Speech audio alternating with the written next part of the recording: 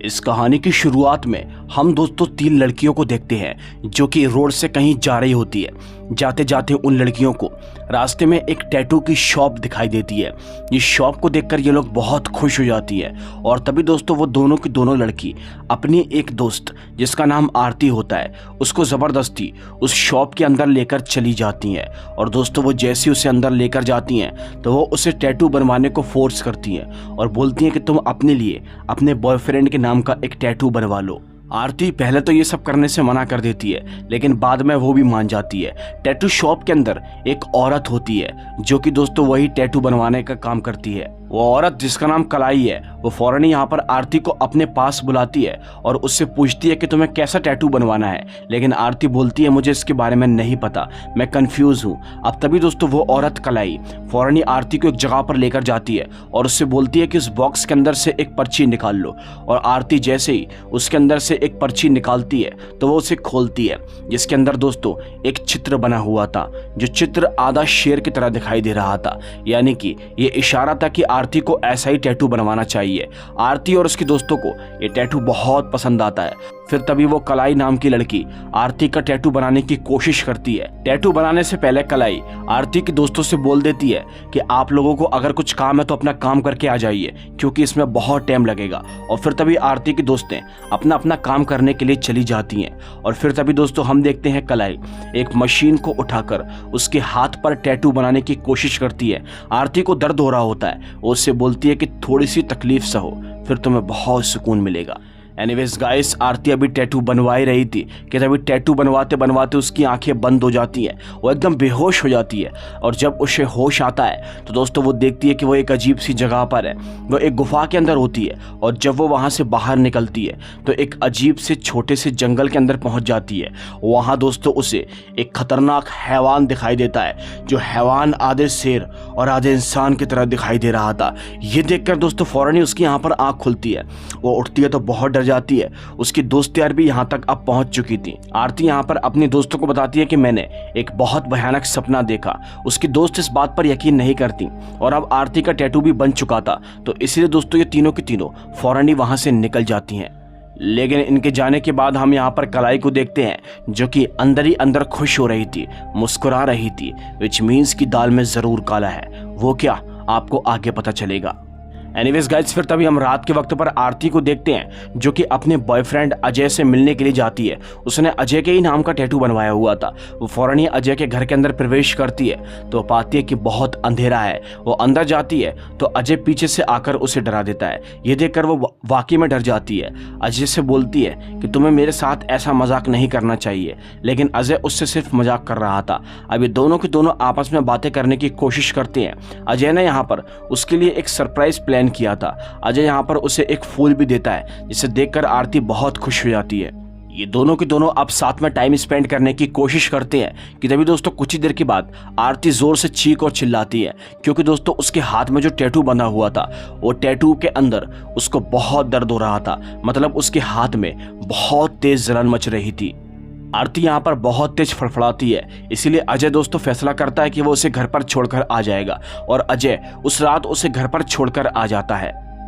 Anyways guys, फिर तभी हमको सुबह के वक्त का सीन दिखाया जाता है। सुबह आरती अपने माँ के पास में बैठी हुई थी। ये लोग बातें कर रहे थे कि रात में इन्हें एक जगह शादी में जाना है। और दोस्तों फौरन ही हमें रात का सीन दिखाया जाता है और जब जैसी रात होती है तो रात के वक्त पर दोस्तों हम देखते हैं ये लड़की आरती यहाँ पर शादी में चली जाती है। ये शादी इनके किसी रिलेटिव की थी और यहाँ पर आरती दोस्तों बिल्कुल भी खुश नहीं होती क्योंकि उसे वही सपने दिखाई दे रहे थे। उसे बार बार वही हैवान दिखाई देता है उसके सपने और विजन के अंदर।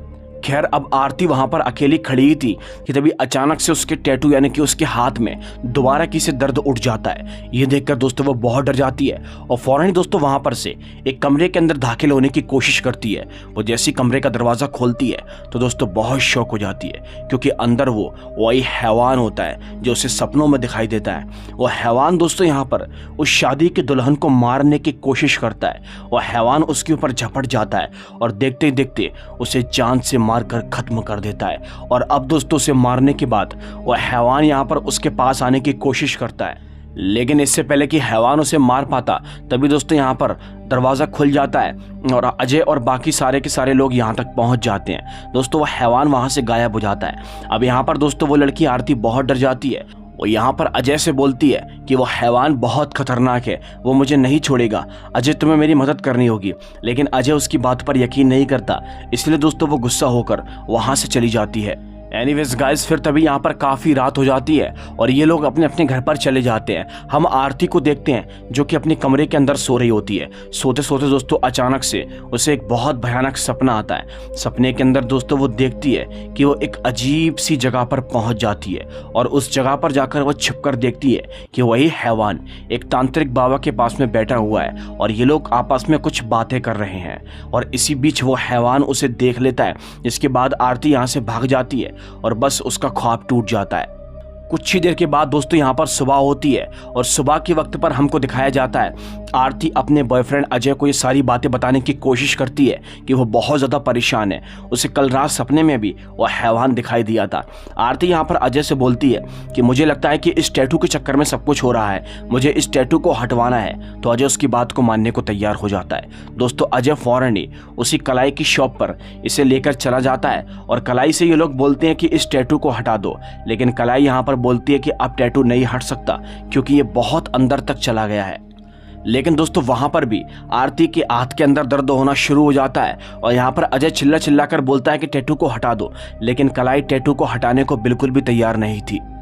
आरती को अब यहाँ पर ऐसा लगता है कि शायद वो खतरनाक सा हैवान इन्हीं के पास आने की कोशिश कर रहा है। और दोस्तों लिटरली होता भी कुछ ऐसा ही है। कुछ ही देर के बाद हम देखते हैं वो खतरनाक सा हैवान यहाँ तक पहुँच जाता है और दोस्तों इस बार अजय भी उसे अपनी आंखों से देखता है, जिसे देखकर वो बहुत शौक हो जाता है। हालांकि वो हैवान इनका कुछ नहीं कर पाता। दोस्तों आरती यहाँ पर एक हाथ दिखाती है और वहाँ पर बहुत ज़्यादा आग लग जाती है, विच मीन्स कि आरती के अंदर भी कुछ शक्तियाँ हैं जिसके चक्कर में वो अपनी शक्तियों के जरिए इस हैवान से बची हुई है। अब वो शक्तियां कैसी हैं और किसकी हैं इसके बारे में आपको आगे पता चलेगा। अब इसी के साथ ये दोनों के दोनों वहां से भाग जाते हैं।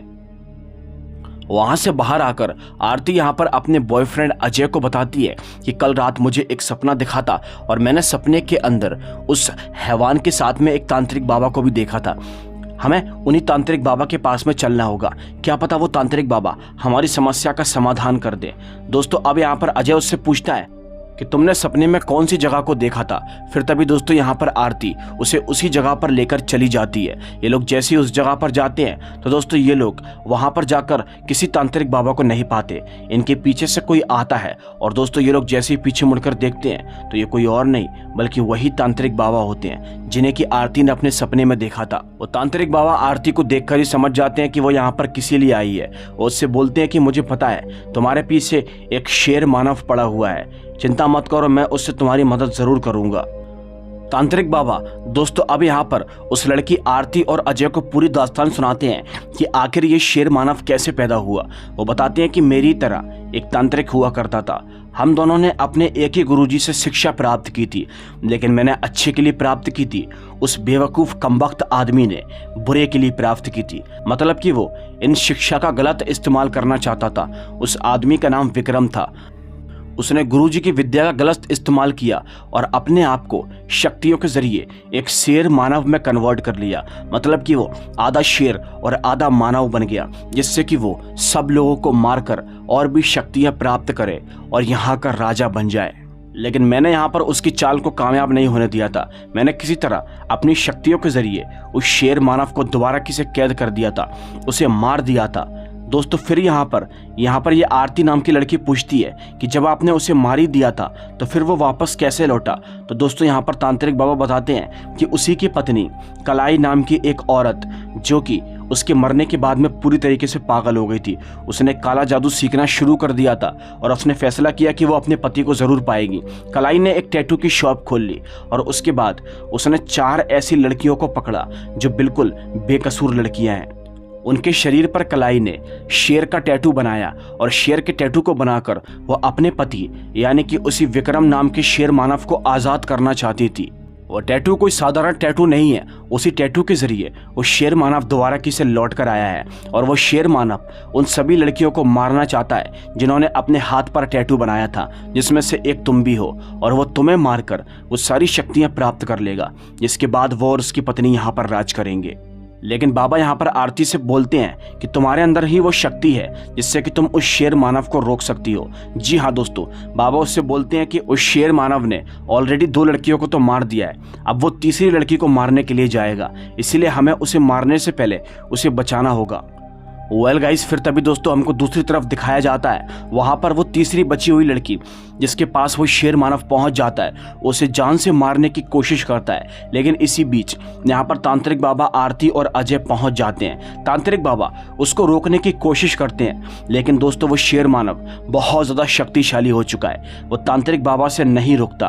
और दोस्तों वो जो लड़की होती है वहाँ से भागने की कोशिश करती है, लेकिन वो शेर मानव उसे पकड़ लेता है और दोस्तों उसे जान से मारकर खत्म कर देता है। वो उसका सारा खून चूस लेता है। उसे मारने के बाद दोस्तों वो शेर मानव फौरन ही अब यहाँ पर आरती को मारना चाहता है। वो आरती को मारने के लिए उसके करीब बढ़ना शुरू करता है, लेकिन दोस्तों मैंने आप लोगों को बताया कि आरती के अंदर कुछ अतिरिक्त शक्तियाँ होती हैं। उन शक्तियों के जरिए आरती उस शेर मानव को रोक लेती है और वहाँ से भगा देती है। गुरुजी आरती से बोलते हैं कि तुम्हारे शरीर के अंदर उस शेर मानव की शक्तियां आ गई हैं जब से तुमने उसके टैटू को बनवाया है, और आरती तुम ही वो लड़की हो जो उस शेर मानव को हरा सकती हो।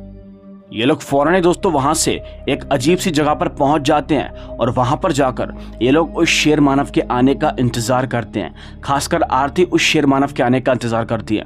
कुछ ही देर के बाद वो शेर मानव यहाँ पर फिर से आता है और इस बार वो शेर मानव अजय को अपने साथ में लेकर चला जाता है, मतलब कि वो अजय को अपने साथ में लेकर जा रहा था।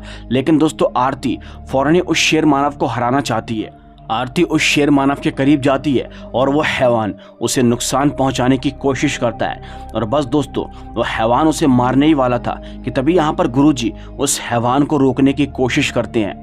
और फिर तभी हम देख पाते दोस्तों आरती की शक्तियों से वापस मिल जाती है। आरती अभी भी बहुत ज़्यादा गुस्से में थी, इसीलिए वो अपनी शक्ति के जरिए यहाँ पर एक बहुत बड़े पत्थर को उठाती है और दोस्तों उस शेर मानव की तरफ को वार करवा देती है, जिससे कि बहुत सारे पत्थर उस शेर मानव के अंदर जाकर पड़ते हैं। लेकिन पत्थर के पड़ने के बाद भी उस शेर मानव का कुछ नहीं होता।